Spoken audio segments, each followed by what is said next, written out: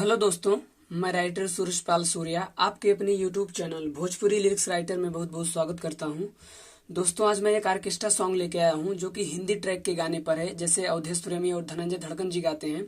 आज मैं कुछ उसी टाइप का लेके आया हूं।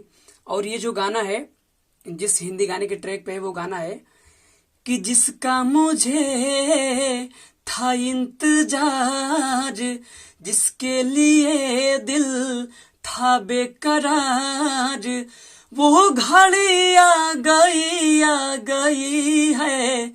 प्यार में हद से गुजर जाना है आज, प्यार में हद से गुजर जाना है।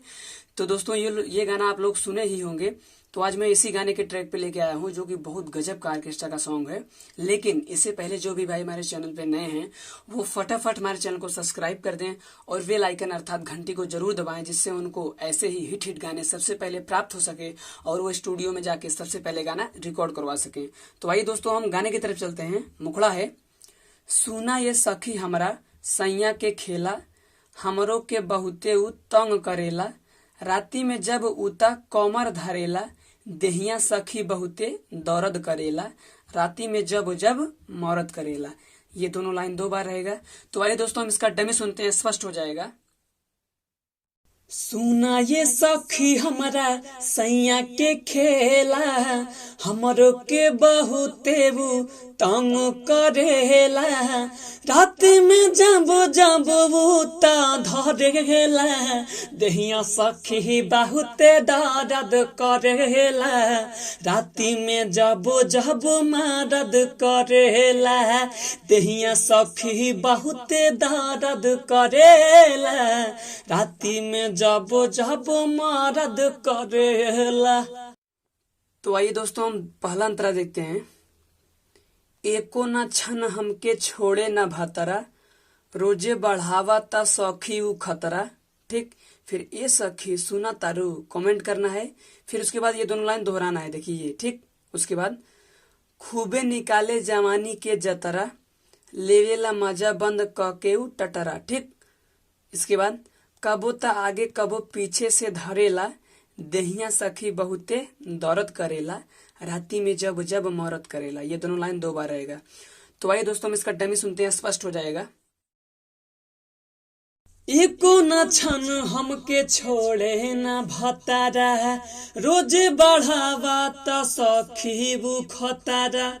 ए सखी सुना तारू, एको न छन हमके छोड़े न भतारा, रोजे बढ़ावा त सखी उ खतरा, खूबे निकाले जवानी के जतरा, लेवेला मजा बंद कके उ टटरा, कबो आगे कबो पीछे से धरेला, देहिया सखी बहुते दर्द करेला, राती में जब जब मदद करेला, देहिया सखी बहुते दर्द करेला, राती में जब जब मदद करेला।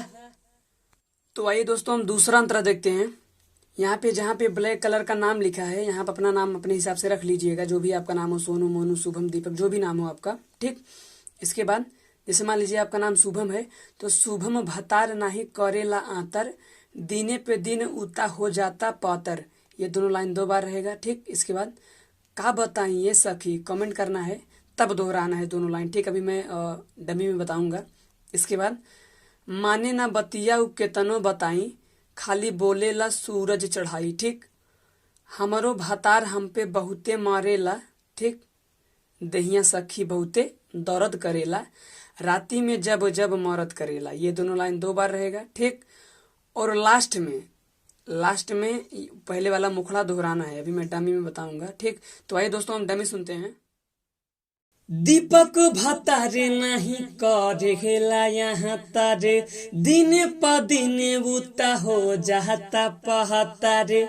कह बताइए सखी, दीपक भतार नहीं करेला यहाँ तार, दिन प दिन बुता हो जाता पहातार, माने ना बतियाऊ के तनो बताई, खाली बोलेला सूरज चढ़ाई।